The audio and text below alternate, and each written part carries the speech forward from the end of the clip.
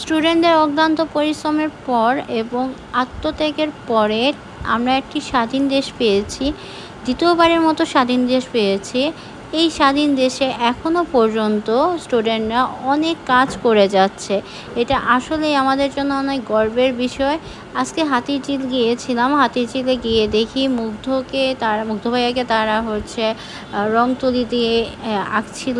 এই জিনিসটা দেখে খুবই ভালো লেগেছে। হাতিরঝিল নতুন রূপে দেখা যাচ্ছে, কিন্তু আসলে যখনই এই কথাটা কানের মাঝে ভেসে আসে যে পানি লাগবে নাকি পানি, তখন কিছু বলার থাকে না।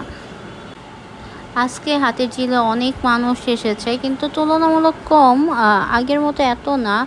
আমিও গিয়েছিলাম একটু বাসার সামনে, যেহেতু তাই একটু হেঁটে এসেছি, চারিদিকটা দেখছিলাম। আজকে ওয়েদারটা অনেক সুন্দর ছিল, আর নতুন নতুন অনেক কাজ চলতেছে। স্টুডেন্টরা তো পুরো দেশটাকেই পাল্টিয়ে দিচ্ছে, তারা তাদের সাধ্যমতো অনেক চেষ্টা করতেছে। ওয়েদারটা আজকে অনেক সুন্দর ছিল।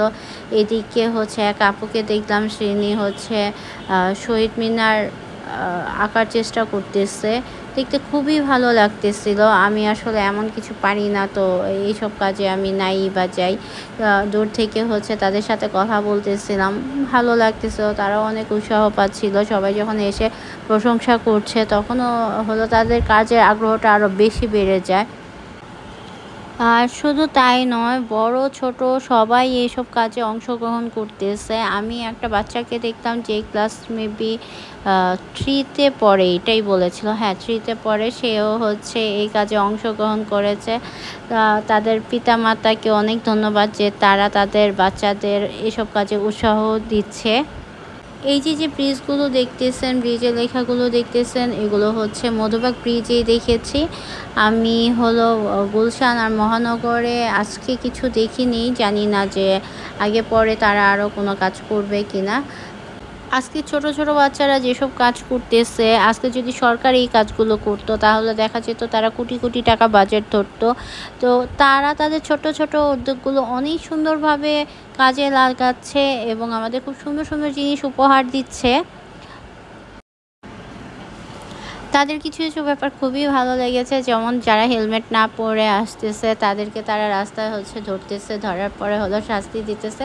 তো শাস্তি স্বরূপ তারা টাকা বা অন্য কিছু নিচ্ছে না, তারা দেখা যাচ্ছে 10 মিনিট 5 মিনিটের জন্য ট্রাফিকের কাজ করাচ্ছে।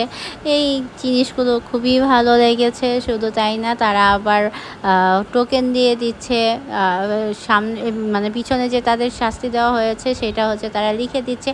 এত ছোট মাথায়, এত ছোট মাথায় তাদের এত বুদ্ধি, যা বড়দেরও নেই। আল্লাহ এদের সুস্থ রাখুক এবং ভালো কাজ করার তৌফিক দান করুক। ভিডিওটা আজকের মতো এখানেই শেষ করছি। আল্লাহ হাফেজ।